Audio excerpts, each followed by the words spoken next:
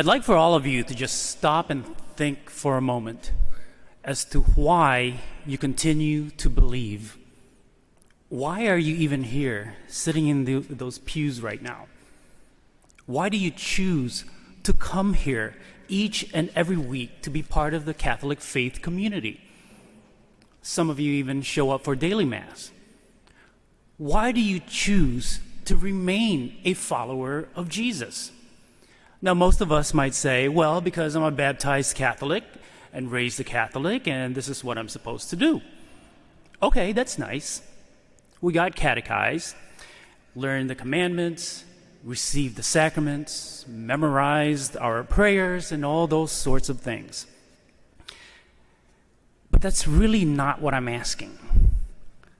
My question is, why you choose to be here?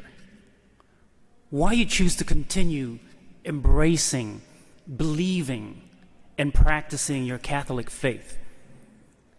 Even I have asked myself that very question.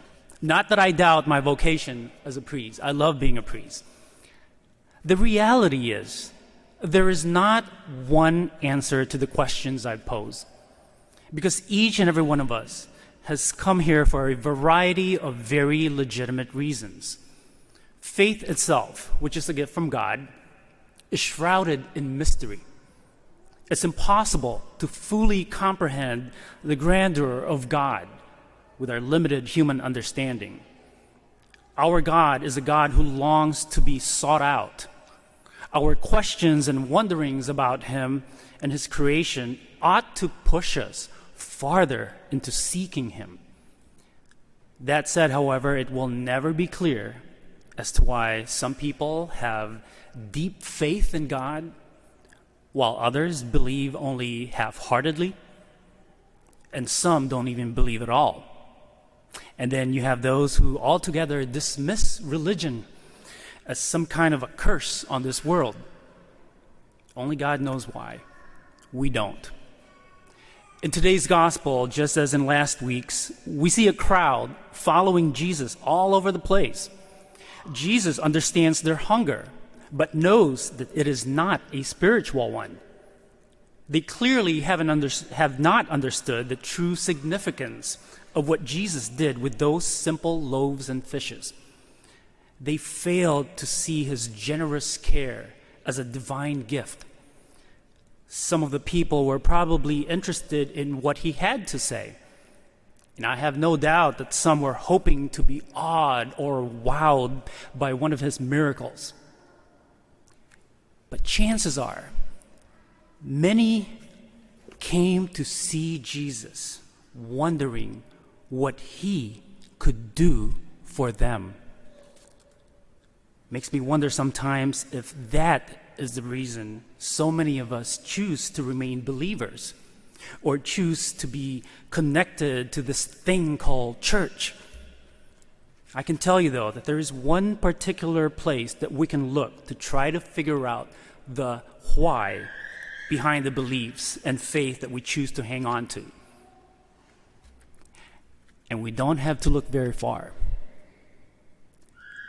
Our prayers. Our prayers say so much about what we truly believe. And I don't mean the formal prayers we say in church, as beautiful and meaningful as the prayers are that we do in church, that we say here in church. I'm talking about prayers that each and every one of us says in the darkness of our rooms and in the silence of our hearts. And if we're being very honest, so much of our prayer life centers on asking God to do something for us or for someone we love and care for. And not that that's a bad thing. Of course, we should pray for others all the time. We should pray for our cancer-stricken friend to be healed, or for our spouse to get that much-deserved raise or promotion. Nevertheless, much of our prayer life can be summed up in 7 simple words. God, what can you do for me? In essence, we're no different from the people in the gospel who seem to be following Jesus from place to place to place to place, hoping to get something from him, whether it's a healing or a miracle or a meal. And this begs the question, is believing in Jesus a means to get what we want in life? Or is it more than that? Can it be more than that? Believing that there is a God, a loving God to whom we can turn for help, a God who wants good things for us, is really not the last step in faith. It's just the beginning. We have to move past the point of seeing God as just someone who exists for our own benefit. Otherwise, our faith will always be less than what it can be, and our lives will always be less than they can be. True faith, one that is deep and mature, is not fully realized by merely asking the question, God, what can you do for me?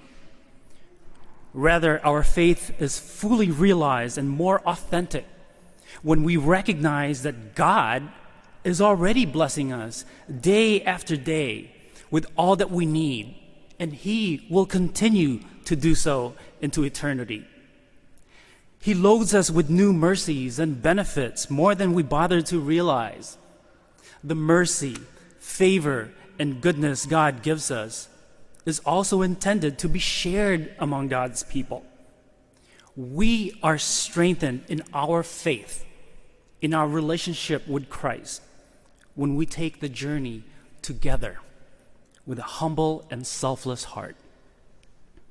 Not until we grow into that understanding will our faith strengthen and deepen, and our lives bloom in ways that we can't even imagine.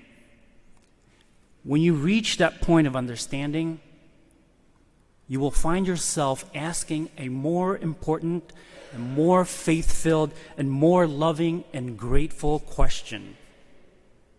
And that question is, God, what can I do for you? Thank you for joining us for this celebration of the Mass. This virtual Mass is broadcast to hundreds of people every day of the week. You know, over 100 years ago, the very first celebrations of the Mass took place on the second floor of the Glenview Public House. It's been inconceivable that 100 years later, we would be reaching so many people all over the world through this technology. If you'd like to support the ongoing broadcasts of OLPH's Masses, please go to our website, go to Give Central, and you'd be able to support the ongoing outreach of this virtual ministry. Thank you for your support. Most of all, thank you for joining us in prayer. God bless you.